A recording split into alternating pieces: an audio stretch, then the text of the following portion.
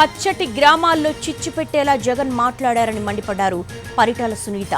నిజం తెలుసుకోకుండా ఇష్టానుసారం మాట్లాడతారా అని ప్రశ్నించారు. రెండు కుటుంబాల గొడవలకు ఫ్యాక్షన్ హత్యగా చిత్రీకరిస్తున్నారు అని ఫైర్ అయ్యారు.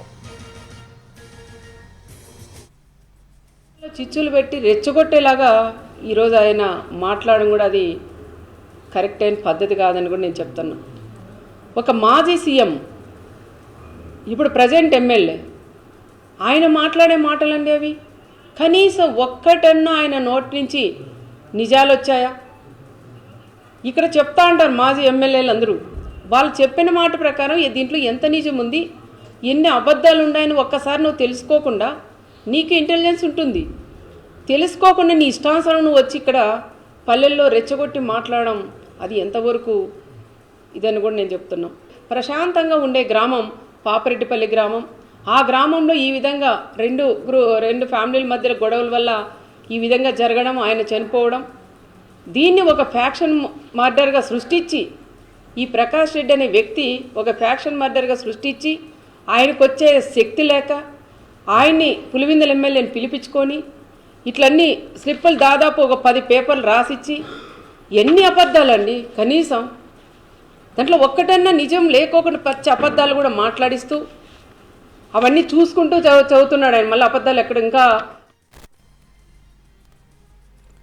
జగన్ హెలికాప్టర్ అద్దం పగిలిన ఘటనపై స్పందించారు రాప్తాడు ఎమ్మెల్యే పరిటాల సునీత.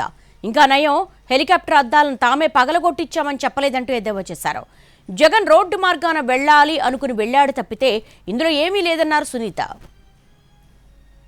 జగన్ రెడ్డికి పోలీసులు అడ్డుకున్నారని అది జనాలు రాక ఆ రకంగా కూడా చెప్పుకున్నారు. రెండోది వచ్చేసి హెలికాప్టర్ ఏదో అద్దం చేయలేదు, ఎవరు తెలుసు అది. ఇంకా దాంట్లోకి ఎక్కినాక పరిటాల వాళ్ళు దాన్ని పగలగొట్టినాడని ఆ తోపు చెప్పలేదు. ఇంకా చెప్తాడేమో అది కూడాను, ఏదో పైనింటి రాయి ఇసిరిందాయమ్మా దానికి పోయిందని. నీకు తెలియదు హెలికాప్టర్ ఎట్లా ఉందనేది?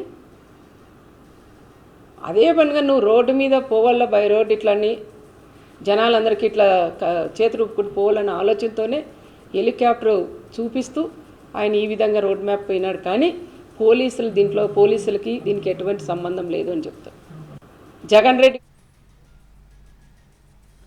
జగన్ పదే పదే పోలీసులను టార్గెట్ చేస్తున్నారని మండిపడ్డారు పరిటాల సునీత. గతంలో చంద్రబాబు పర్యటనకు వెళ్తే ఎన్నో ఇబ్బందులు పెట్టారని, కానీ జగన్ ఇప్పుడు ఎక్కడికి వెళ్లినా పోలీసులు రెడ్ కార్పెట్ వేస్తున్నారని చెప్పారు. ఓ మాజీ సీఎం అయి ఉండి పోలీసులను బ్రోకర్లను అంటారా అని నిలదీశారు.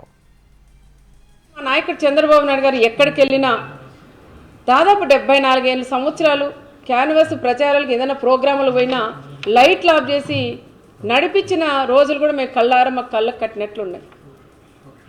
ఆ విధంగా మేము కూడా చేయకోకుండా జగన్ రెడ్డి వచ్చినప్పుడు రెడ్ కార్పెట్ వేసి పోలీసుల్ని ఎక్కడ ఇబ్బంది లేకోకుండా వచ్చిన వాళ్ళ కార్యకర్తలు కూడా పంపించమని చెప్పిన నాయకుడు మా నాయకుడు చంద్రబాబు నాయుడు గారు.